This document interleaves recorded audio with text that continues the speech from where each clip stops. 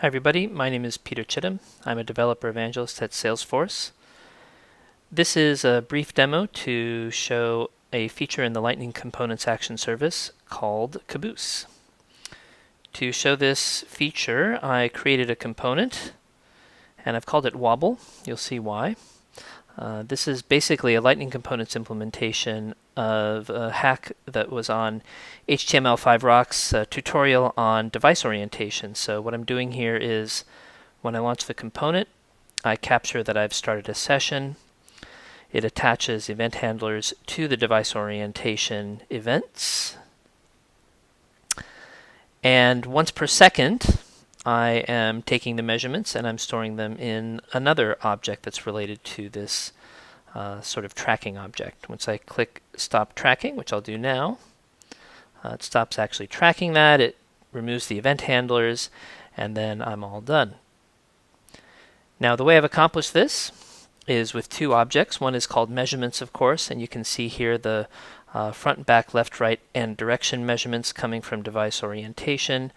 The tracking object that tracks the start and stop of the measurements is called Wobble for obvious reasons.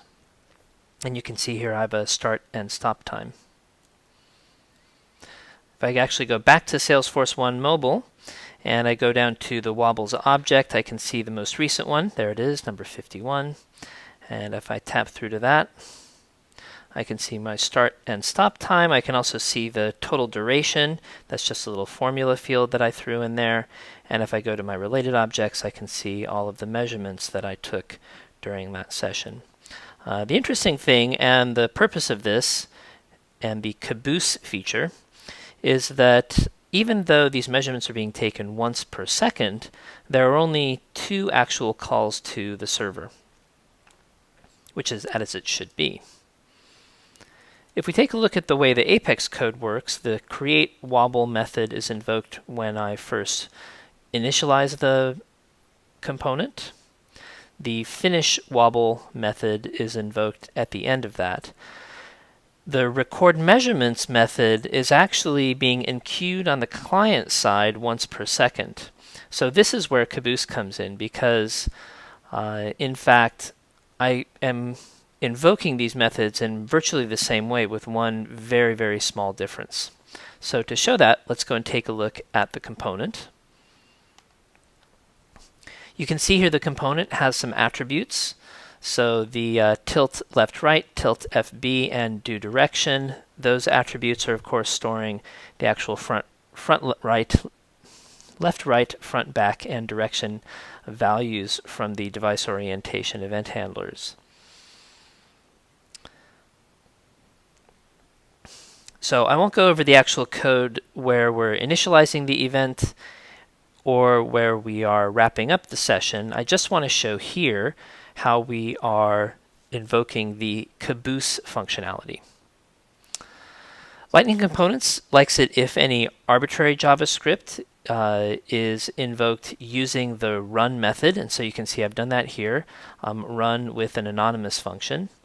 And you can see there's some things here where I'm attaching an event listener to device orientation, so that's going on. The important bit here is how am I actually recording these measurements. So on set interval, and I'm doing it interval of 1,000, so once per second, I have my anonymous function that I'm invoking. And that anonymous function simply goes and gets the record measurements Apex method. That's what I just showed a moment ago. It sets some parameters, so the LR, FB, and DIR parameters plus the parent record ID. And then eventually it's going to do the enqueue action on that object. The big difference between this and other actions is the set Caboose call here. So by invoking set Caboose, what ends up happening is this particular action will be placed in the queue and it will simply wait. Once another action takes place that is not set Caboose, it's only then that we'll go ahead and send all of these actions up to the server. And you can actually see this very clearly illustrated if we take a look in the developer console at a log. So I'm going to go ahead and do this exact same thing here, and I'm going to track the logs.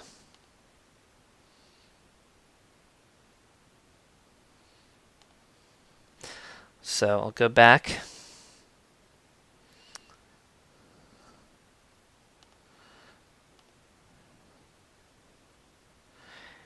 And we'll launch the wobble component.